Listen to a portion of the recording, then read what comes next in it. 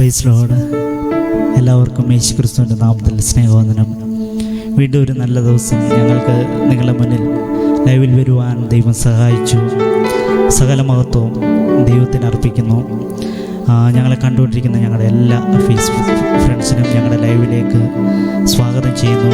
നിങ്ങളിത് കേൾക്കുന്ന പാട്ടുകൾ അതുപോലെ ദൈവവചനം നിങ്ങൾക്ക് അനുഗ്രഹമായി മാറട്ടെ എന്ന പ്രാർത്ഥനയോടെ അല്പസമയം ഞങ്ങളോടുകൂടെ ജോയിൻ ചെയ്യുക. അതുപോലെ ഇത് ഞങ്ങളുടെ ലൈവുകൾ ഷെയർ ചെയ്യുക. മാക്സിമം അനേകർക്ക് അനുഗ്രഹത്തിനും വിടുതലിനും കാരണമായി തീരട്ടെ പാടുന്ന പാട്ടുകൾ. അതാണ് ഞങ്ങളുടെ ആഗ്രഹം. ദൈവത്തിൻ്റെ നാമത്തെ അങ്ങനെ ഉയർത്തപ്പെടുവാൻ ഇടയായി തീരട്ടെ എന്ന പ്രാർത്ഥനയോടെ നമുക്ക് ഒരുമിച്ച് ദൈവത്തെ അല്പസമയം പാടി ആരാധിക്കാം. ആദ്യമായിട്ട് പാടുന്നത് നിങ്ങളെല്ലാവരും കേട്ടിട്ടുള്ള ഒരു സോങ്ങാണ്. നീ ഒരു വാക്ക് ചൊല്ലുവാൻ എന്ന് തുടങ്ങുന്ന സോങ്ങാണ് പാടുവാൻ ആഗ്രഹിക്കുന്നത്. എത്ര നാളായി ഞാൻ കൊതിപ്പു നിന്നോട് ഒന്നായി ചേർന്നിടുവാൻ, വൈകാതെ വന്നിടുമേ. ആ കർത്താവിൻ്റെ വരവിനോടുള്ള പ്രത്യാശ വർണ്ണിക്കുന്ന ഒരു സോങ്ങാണ് ഇത്. നിങ്ങൾക്ക് അനുഗ്രഹമായി തീരട്ടെ, നിങ്ങൾക്ക് ആശ്വാസമായി തീരട്ടെ ഉള്ള പ്രാർത്ഥനയോടെ നമുക്ക് ഒരുമിച്ച് ദൈവത്തിന് മഹത്വം അർപ്പിക്കാം.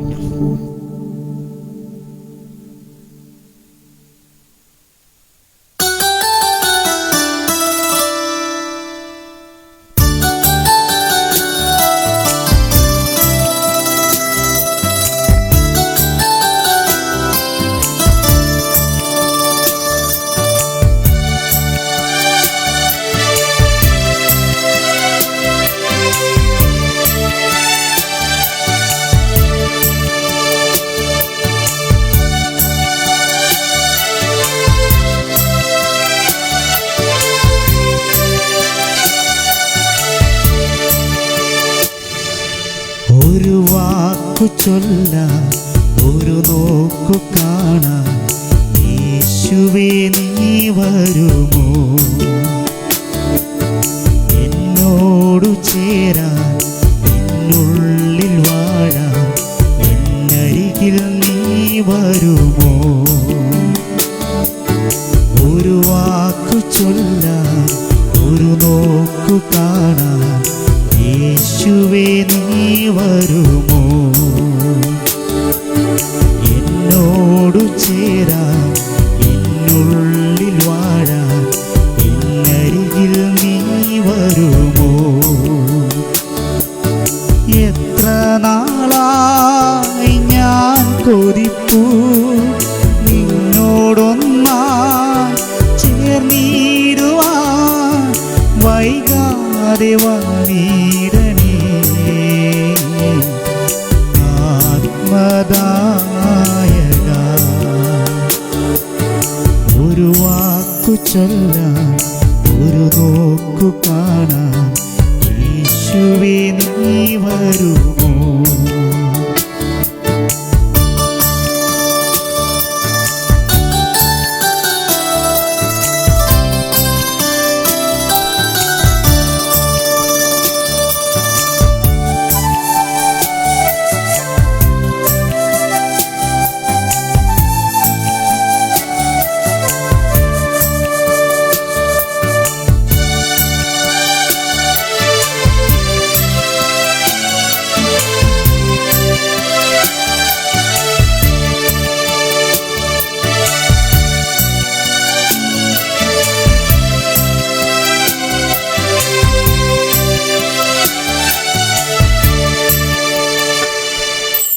നെഞ്ചകം നിറയെ വിതുമ്പും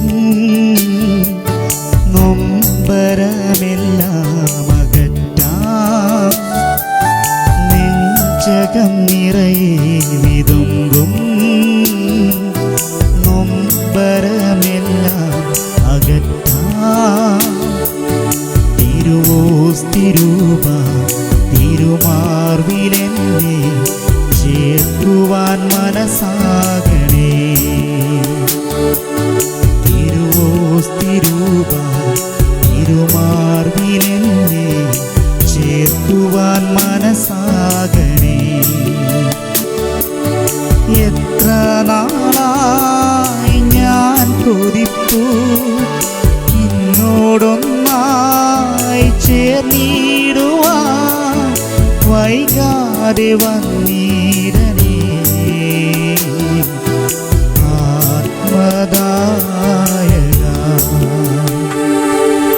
ഒരു വാക്കു ചൊല്ലാൻ, ഒരു നോക്കു കാണാൻ യേശുവേ നീ വരുമോ?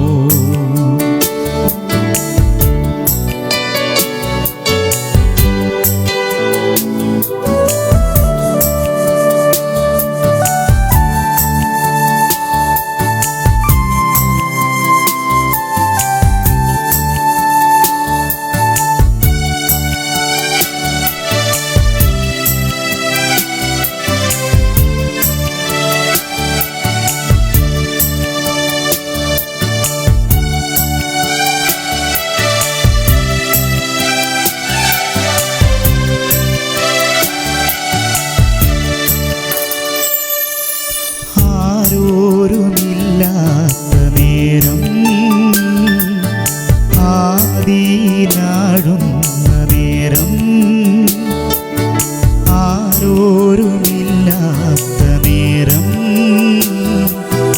ആദിയിലാഴുന്ന നേരം,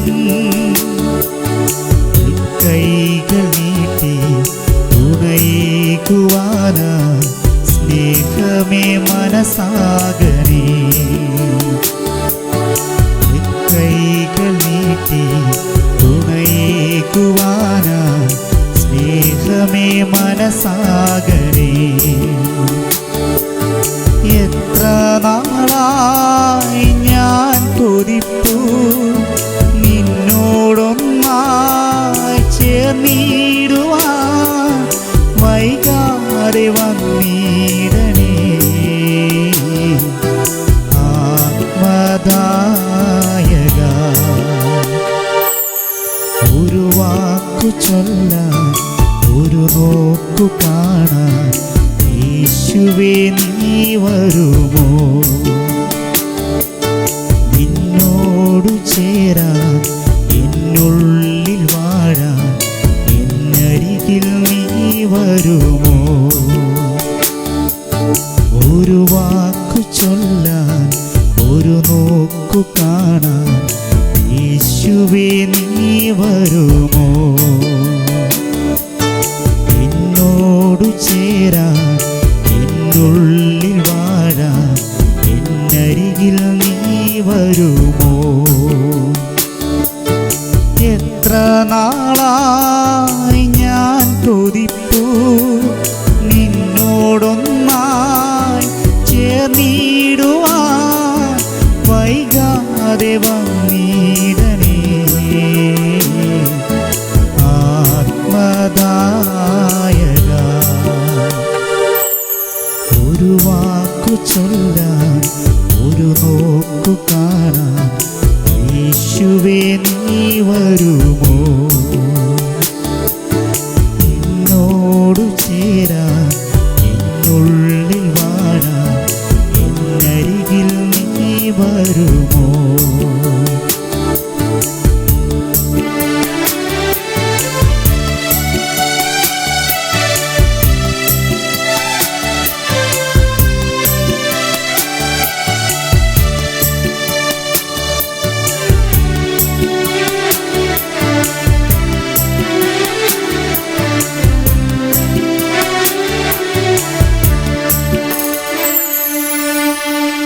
ഹല്ലേലൂയ. നിങ്ങൾക്ക് ആ സോങ് ആശ്വാസമായി തീർന്നു. കാരണം കർത്താവിനോടുള്ള ആ ഒരു സ്നേഹത്തെ വർണ്ണിക്കുന്ന, ആ ഒരു പ്രത്യാശ വർണ്ണിക്കുന്ന ഒരു സോങ്ങാണ് നമ്മൾ ദൈവത്തെ പാടി മഹത്വപ്പെടുത്തിയത്. അടുത്തതായിട്ട് പാടുവാൻ ആഗ്രഹിക്കുന്നത് പ്രിയ ജോബിനാണ് പാടുന്നത്. ഒരു പഴയ സോങ്ങാണ്, നിങ്ങൾക്കെല്ലാം പരിചിതമായിട്ടുള്ള ഒരു സോങ്ങാണ് പാടുവാൻ ആഗ്രഹിക്കുന്നത്. നമുക്കൊരുമിച്ച് ആ പാട്ട് പാടുമ്പോൾ നമുക്ക് ജീവിതത്തിന് ആശ്വാസമായി തീരട്ടെ എന്ന് പ്രാർത്ഥിക്കുന്നു. അതിൻ്റെ വരികൾ ഇങ്ങനെയാണ്, നിങ്ങൾ കേട്ടിട്ടുണ്ടായിരിക്കാം. ചൂടേറിയ മരുയാത്രയതിൽ ദാഹത്താൽ എന്നാവ് വരളുമ്പോൾ ഹാഗറിൻ പൈതലിൽ കരച്ചിൽ കേട്ടവൻ എന്നാത്മദാഹം തീർത്തിയിടും. ആ സോങ് എല്ലാവർക്കും അറിയാമെന്ന് വിശ്വസിക്കുന്നു. നീയൻ സ്വന്തം, നീയൻ പക്ഷം, നീറും വേളകളിൽ ആഴിയിൽ ആഴങ്ങളിൽ ആനന്ദം നീ എനിക്ക്. നമ്മൾ നീറുന്ന അവസ്ഥയിൽ നമ്മുടെ സ്വന്തമാകുന്ന, നമ്മുടെ പക്ഷമാകുന്ന ഒരു യേശുവാകുന്നു. ആ യേശുവിൻ്റെ നാമത്തെ മഹത്വപ്പെടുത്തുന്ന സോങ്ങാണ് ഇത്.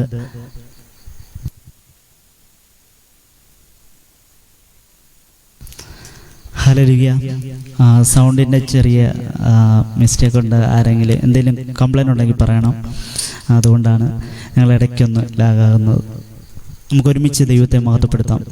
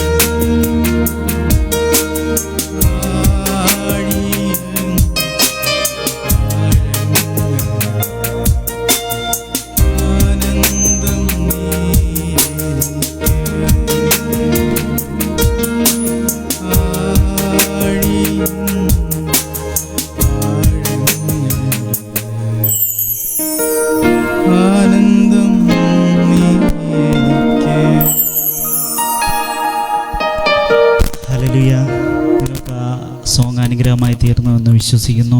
നമുക്ക് വീണ്ടും ഒരു സോങ് കൂടെ, പഴയ ഒരു സോങ്ങാണ്, പാടി മഹത്വപ്പെടുത്താം. ഇത്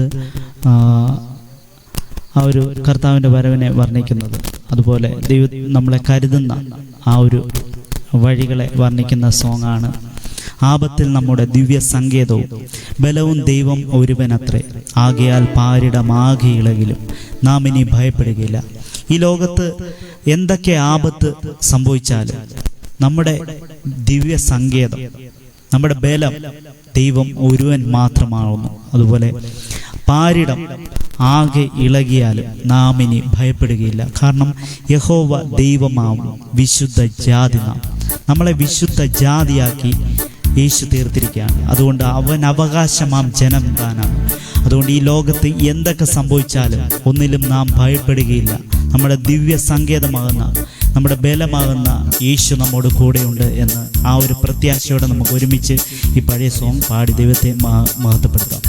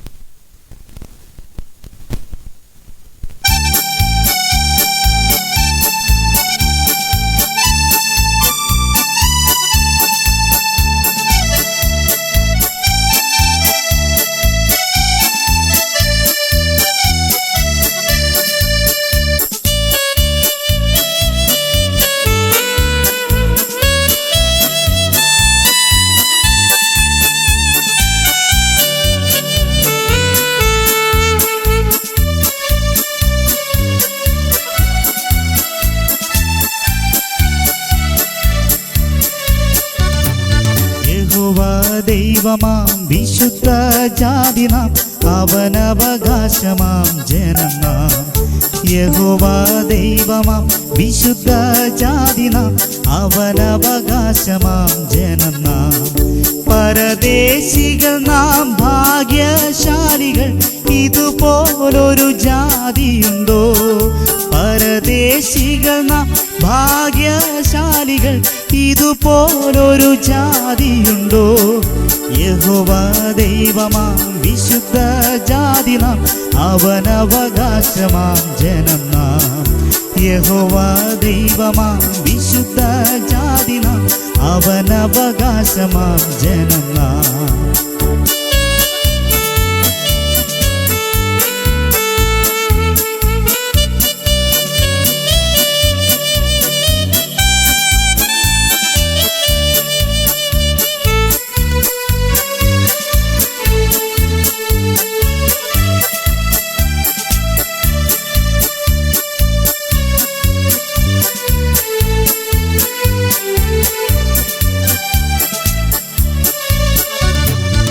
ആപത്തിൽ നമ്മുടെ ദിവ്യ സങ്കേതവും ബലവും ദൈവമൊരുവനത്രേ.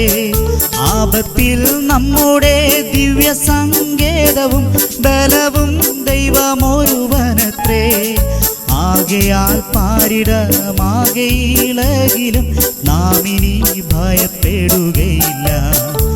ആകയാൽ പാരിടമാകെ ഇളകിലും നാം ഇനി ഭയപ്പെടുകയില്ല. യഹോവ ദൈവമാം വിശുദ്ധ ജാതി നാം, അവനവകാശമാം ജനം നാം. യഹോവ ദൈവമാം വിശുദ്ധ ജാതി നാം, അവനവകാശമാം ജനം നാം.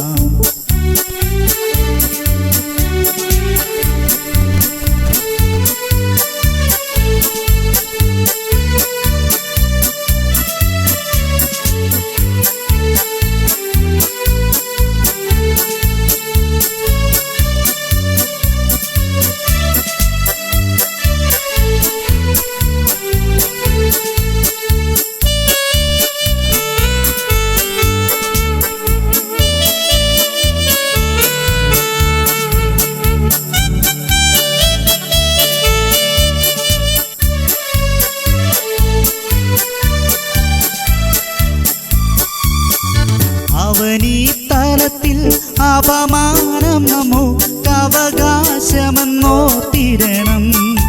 അവനീ തലത്തിൽ അപമാനം നമുക്കവകാശമെന്നോർത്തിരണം. അവനായി കഷ്ടത ഏൽക്കുകിൽ തേജസ്സിൽ ആനന്ദയുഗം വാണിടുന്ന. അവനായി കഷ്ടത ഏൽക്കുകിൽ തേജസ്സിൽ ആനന്ദയുഗം വാണിടുന്ന. യഹോവ ദൈവമാം വിശുദ്ധ ജാതി നാം, അവനവകാശമാം ജനം നാം. യഹോവ ദൈവമാം വിശുദ്ധ ജാതി നാം, അവനവകാശമാം ജനം നാം.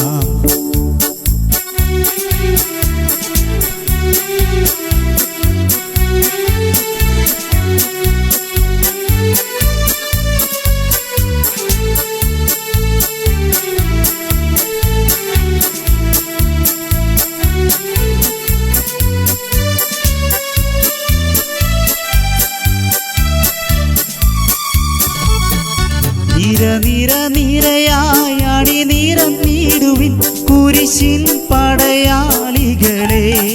നിരനിരയായി അണിനിരന്നിടുവിൻ കുരിശിൻ പടയാളികളെ. ജയ ജയ ജയ കാഹളമോതിടുവിൻ ജയവീരനമീശുവിന്. ജയ ജയ ജയ കാഹളമോതിടുവിൻ ജയവീരനമീശുവിന്.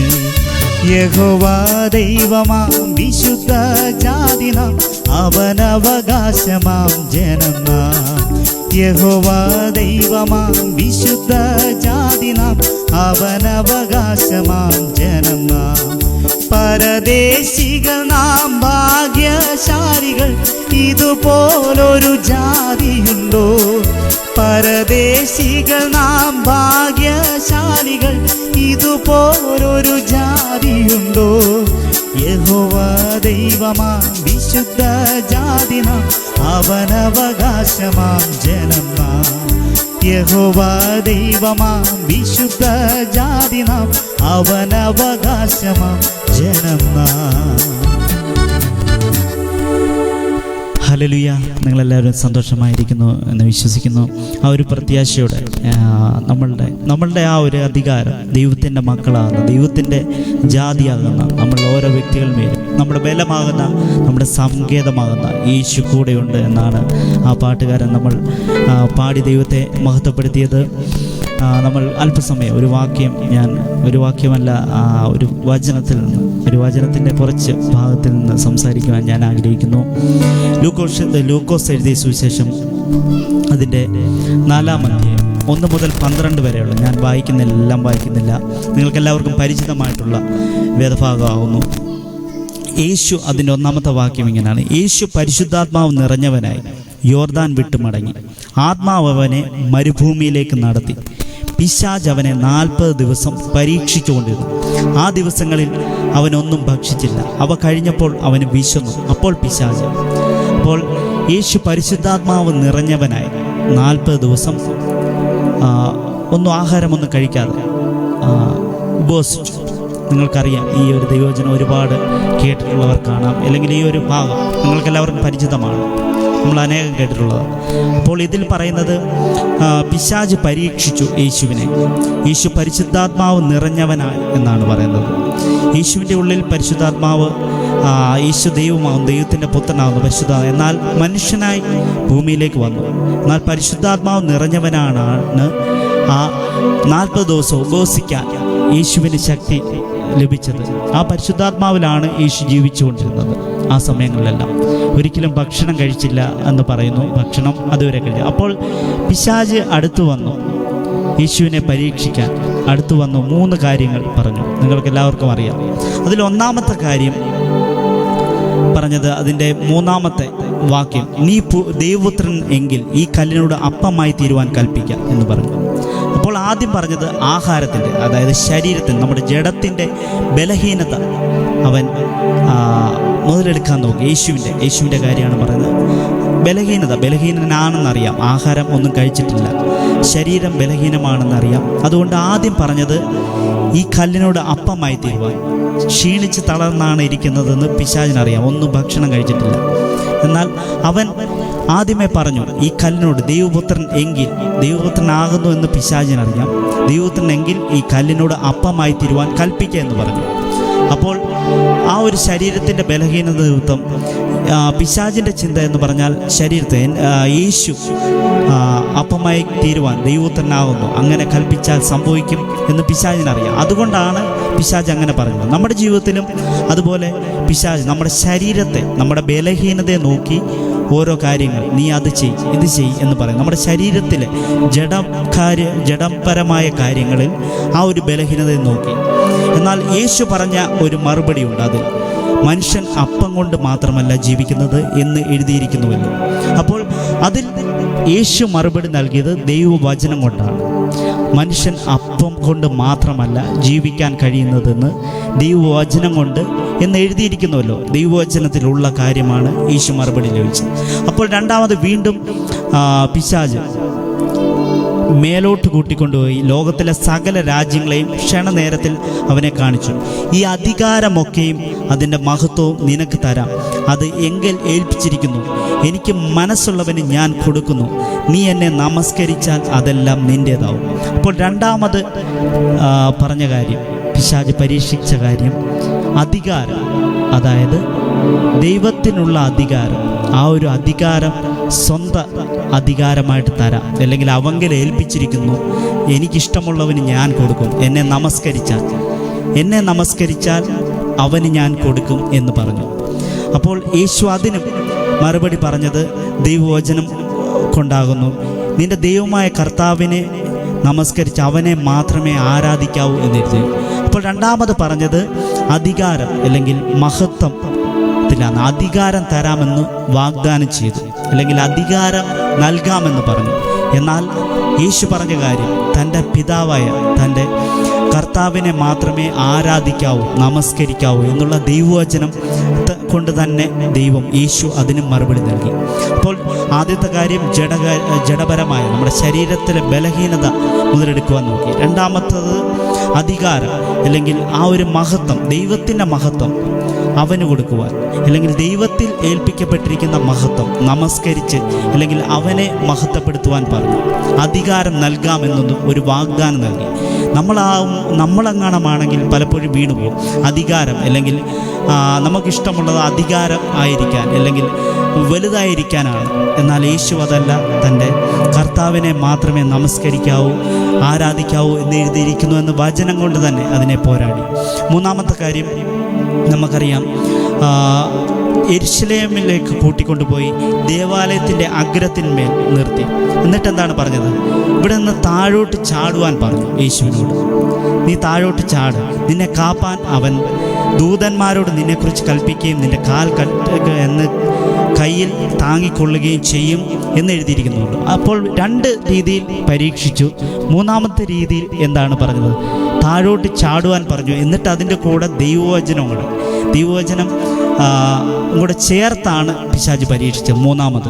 അപ്പോൾ രണ്ട് പരീക്ഷകൾ നേരിട്ടപ്പോൾ ശരീരം കൊണ്ടുള്ള അതുപോലെ അധികാരം നൽകാമെന്ന് പറഞ്ഞു, നമസ്കരിക്കാൻ പറഞ്ഞു, ആ മഹത്വം അവനെടുക്കുവാനായിട്ട് നോക്കി. എന്നാൽ അത് രണ്ടും ദൈവവചനം കൊണ്ട് എതിർത്തു. മൂന്നാമത്തെ പരീക്ഷണമാണ് നമ്മൾ ശ്രദ്ധിക്കേണ്ടത്. മൂന്നാമത് പറഞ്ഞത് ദൈവത്തിനെങ്കിൽ ഇവിടെ നിന്ന് താഴേക്ക് ചാടുവാൻ പറഞ്ഞു. താഴേക്ക് ചാടുന്നത് മാത്രമല്ല, ആ ഒരു ദൈവവചനം കൂടെ ചേർത്താണ് യേശുവിനോട് പറഞ്ഞത്. നിന്റെ കാൽ കല്ല് തട്ടാതെ വണ്ണം അവൻ നിന്നെ കൈകളിൽ താങ്ങിക്കൊള്ളൂ എന്ന് എഴുതിയിരിക്കുന്നുവല്ലോ എന്ന് പറഞ്ഞു. അപ്പോൾ ദൈവവചനം കൂടെ ചേർത്താണെന്ന് പരീക്ഷിച്ചത്. അപ്പോൾ യേശു അവനോട് പറഞ്ഞ ഒരു കാര്യമുണ്ട്, നിന്റെ ദൈവമായ കർത്താവിനെ പരീക്ഷിക്കരുത് എന്ന് അരുളി ചെയ്തിരിക്കുന്നു. അപ്പോൾ അതാണ് മൂന്നാമത്തെ രീതി. മൂന്നാമത് ദൈവവചനം അല്ലെങ്കിൽ ദൈവാലോചനയാണ് എന്നുള്ള രീതിയിൽ നമ്മുടെ ഉള്ളത്തിൽ കൊണ്ടിടാം. എന്നാൽ കർത്താവ് പറഞ്ഞ ഒരു കാര്യമുണ്ട്, നിന്റെ ദൈവമായ കർത്താവിനെ പരീക്ഷിക്കരുത്. യേശു പറഞ്ഞ കാര്യമാണ്, പരീക്ഷിക്കരുത്. നമ്മൾ പലപ്പോഴും നമ്മുടെ ബലഹീനത, അല്ലെങ്കിൽ പിശാച് ഓരോ ചിന്തകൾ നമ്മുടെ ഹൃദയത്തിൽ കൊണ്ട് അത് ദൈവത്തിങ്കലാണ്, ദൈവം ഇതാണ് ആഗ്രഹിക്കുന്നതെന്ന് നമ്മൾ സ്വയമായിട്ട് ചിന്തിക്കും, ആ പിശാചിൻ്റെ ചിന്ത. എന്നാൽ അതല്ല, ദൈവത്തെ നമ്മൾ പരീക്ഷിക്കുവാൻ ഇടയായി തീരരുത്. അതാണ് ദൈവവചന പ്രകാരമായിരിക്കാം. നമ്മൾ വിചാരിക്കും ദൈവവചന പ്രകാരമായിരിക്കാം ഞാൻ തുടർന്ന് പോകുന്നത്, അല്ലെങ്കിൽ ഞാൻ ചെയ്യുന്നത് ദൈവത്തിന് ഇഷ്ടമാണ് എന്നാൽ കർത്താവിൻ്റെ ഹിതം എന്തെന്ന്, നേരെന്തെന്ന്, സത്യം എന്തെന്ന് തിരിച്ചറിയുവാൻ നമ്മൾ ബാധ്യസ്ഥരാണ്. അതുകൊണ്ട് ഈ 3 രീതിയിലുള്ള പരീക്ഷ യേശുവിന് നേരിട്ടു. അതുപോലെ നമ്മുടെ ജീവിതത്തിലും കടന്നു വരാം. നമ്മൾ ശരീരം കൊണ്ട്, നമ്മുടെ ശരീരത്തിലെ ബലഹീനത കൊണ്ട് അവൻ പരീക്ഷിക്കുക കടന്നു വരാം. എന്നാൽ അതിലെല്ലാം വചനം കൊണ്ട് ദൈവം പോരാടി. രണ്ടാമത് അധികാരം നൽകാം, അല്ലെങ്കിൽ അവനെ നമസ്കരിച്ചാൽ മഹത്വം, നമ്മുടെ സ്വന്തം മഹത്വം, നമ്മളെ അധികാരിയാക്കി വെക്കാം, അല്ലെങ്കിൽ നമ്മുടെ മഹത്വത്തെ ഉയർത്താം എന്ന് പറയും. എന്നാൽ അതല്ല, ഞാൻ ദൈവത്തിൻ്റെ മഹത്വത്തെയാണ് ഉയർത്തുന്നത്, ഞാൻ ദൈവത്തെയാണ് ആരാധിക്കുന്നത്. അതും ദൈവവചനം കൊണ്ടാണ് യേശു പോരാടിയത്. മൂന്നാമത് പറഞ്ഞത് താഴോട്ട് ചാടുവാൻ, അതായത് എന്തെന്ന്, ദൈവഹിതം എന്തെന്ന് തിരിച്ചറിയാതെ നമ്മൾ എടുത്ത് ചാടുവാൻ. വ്യക്തമായിട്ട് പറഞ്ഞാൽ അതാണ്, നമ്മൾ ദൈവഹിതം എന്തെന്ന് ദൈവത്തോട് ചോദിക്കാതെ ഒരു കാര്യം നമ്മുടെ മുന്നിൽ വരുമ്പോൾ അതാണ് ദൈവഹിതം എന്ന് പോരാടി ആ പിശാചിയെ ചിന്തകൾ കൊണ്ടിടുമ്പോൾ അതിലേക്ക് എടുത്ത് ചാടുക, അതാണ് ചെയ്യുന്നത് നമ്മൾ പലപ്പോഴും. എന്നാൽ യേശു പറഞ്ഞത് നിന്റെ കർത്താവായ ദൈവമായ കർത്താവിനെ പരീക്ഷിക്കരുത്. ആ ഒരു ദൈവവചനം കൊണ്ട് തന്നെ, ദൈവവചനം കൊണ്ടാണ് പിശാച് അതിനെ കൊണ്ടിട്ടത്, ആ പരീക്ഷ. എന്നാൽ അതിനെ ജയിച്ചത് നിന്റെ ദൈവമായ കർത്താവിനെ പരീക്ഷിക്കരുതെന്നാണ് പറഞ്ഞത്. അപ്പോൾ ദൈവഹിതം എന്തോ, ദൈവത്തിൻ്റെ ഹിതം എന്തോ അതാണ് യേശു ആ പരീക്ഷകളെല്ലാം ജയിക്കുവാൻ ഇടയായിത്തീരുന്നത്. പിന്നെ അത് കഴിഞ്ഞിട്ടാണ് എഴുതിയിരിക്കുന്നത്, അങ്ങനെ പിശാച് സകല പരീക്ഷണത്തെ കുറേ കാലത്തേക്ക് അവനെ വിട്ട് മാറി എന്ന് പറഞ്ഞു. അപ്പോൾ സകല പരീക്ഷകൾ തീർന്ന് അവനെ വിട്ട് മാറുവാൻ ഇടയായിത്തീരുന്നു പിശാച്. നമ്മുടെ ജീവിതത്തിലും എല്ലാവരും പറയുന്നുണ്ട് പരീക്ഷകൾ വരും, അത് വരും, എനിക്ക് മുന്നേറാൻ കഴിയുന്നില്ല. എന്നാൽ യേശു ദൈവവചനം കൊണ്ട്, ദൈവത്തിൻ്റെ ഹിതപ്രകാരമുള്ള ശക്തികൾ കൊണ്ട് യേശു മുന്നേറി. അതുപോലെ നമ്മുടെ ജീവിതവും വരും ദിവസങ്ങളിൽ എന്തൊക്കെ പരീക്ഷ, ഈ ലോകത്ത് എന്തൊക്കെ സംഭവിച്ചാലും അതിലെല്ലാം ഞാൻ മുന്നേറും. അതിലെല്ലാം ഞാൻ ദൈവവചനം കൊണ്ട്, ദൈവത്തിൻ്റെ പരിശുദ്ധാത്മ നിറഞ്ഞവനായി, പരിശുദ്ധാത്മ ഹിതപ്രകാരം യേശു അത് പരിശുദ്ധാത്മ നിറഞ്ഞവനായി യോർദാൻ വിട്ടെന്നാണ് ആദ്യം ഇത് സ്റ്റാർട്ട് ചെയ്ത് ഞാൻ വായിച്ചു. ആ പരിശുദ്ധാത്മാവിൻ്റെ നിറവിൽ, ആ ദൈവവചനത്തിൻ്റെ നിറവിലാണ് യേശു അതിനെല്ലാം ജയിക്കുവാനിടയായി തീർന്നത്. അപ്പോൾ നമ്മുടെ ജീവിതത്തിലും എന്തൊക്കെ കടന്നു വന്നാലും ആ പരിശുദ്ധാത്മ നിറവിൽ, ആ ദൈവവചനത്തിൻ്റെ നിറവിൽ, ആ കർത്താവ് ദൈവം എന്താഗ്രഹിക്കുന്നു, ദൈവഹിതം എന്ത് എന്ന് തിരിച്ചറിഞ്ഞുകൊണ്ട് നമ്മുടെ ജീവിതം മുന്നേറാം എന്ന് പറഞ്ഞുകൊണ്ട് നമുക്ക് ഒരുമിച്ച് ഈ ഒരു തീരുമാനത്തോടുകൂടി പ്രാർത്ഥിക്കാം. നമ്മൾ പ്രാർത്ഥിക്കുമ്പോൾ പ്രിയ ജോബ് നമുക്ക് വേണ്ടി പ്രാർത്ഥിക്കുന്നതായിരിക്കും. ഈശ്വനാഥാ സമയത്തിനായി സ്തുതിക്കുന്നു. സന്നിധിയുടെ കൃപയ്ക്കായി സ്തുതിക്കുന്നു. ഞങ്ങൾ പാടിയ പാട്ടുകൾ, ഞങ്ങൾ പറഞ്ഞ വചനങ്ങൾ ഞങ്ങളെ കണ്ടുകൊണ്ട് കേൾക്കുന്നു. എല്ലാവർക്കും അനുഗ്രഹമായി ദൈവം സഹായിക്കണം. ഇത്രത്തോളം ദൈവം അനുഗ്രഹിച്ച കൃപയ്ക്കായി സ്തുതിക്കുന്നു. യേശുനാഥ് തന്നെ. ആമേൻ. ആമേൻ. ഹല്ലേലൂയ. നിങ്ങളെല്ലാവരും സന്തോഷമായിരിക്കുന്നു. ഞങ്ങളെ കണ്ടുകൊണ്ടുന്ന എല്ലാവർക്കും പ്രത്യേക നന്ദി. കുറച്ച് പേര് കമൻ്റ് ഇട്ടിട്ടുണ്ട്, ഞാൻ പേര് വായിക്കാൻ ആഗ്രഹിക്കുന്നില്ല. അടുത്ത ദിവസങ്ങളിൽ ഞങ്ങൾ വീണ്ടും ലൈവിൽ കടന്നു വരുന്നതാണ്. നിങ്ങളെല്ലാവരും ഞങ്ങൾക്ക് വേണ്ടി പ്രാർത്ഥിക്കുക, ഞാൻ നിങ്ങൾക്ക് വേണ്ടി പ്രാർത്ഥിക്കും. നമുക്ക് ഒരുമിച്ച് ആ ദൈവത്തിൻ്റെ മഹത്വത്തെ, ആ ദൈവത്തിൻ്റെ നാമത്തെ ഉയർത്തുവാൻ പാട്ടിലൂടെ, അതുപോലെ നമ്മൾ ദൈവവചനത്തിലൂടെ അനേകർക്ക് വിടുതലിനും ആശ്വാസത്തിനും കാരണമായി തീരട്ടെ എന്ന പ്രാർത്ഥനയോടെ ഞങ്ങളിന്ന് ലൈവിലൂടെ സ്റ്റോപ്പ് ചെയ്യുന്നു. ദൈവം എല്ലാവരെയും അനുഗ്രഹിക്കുമാറാകട്ടെ.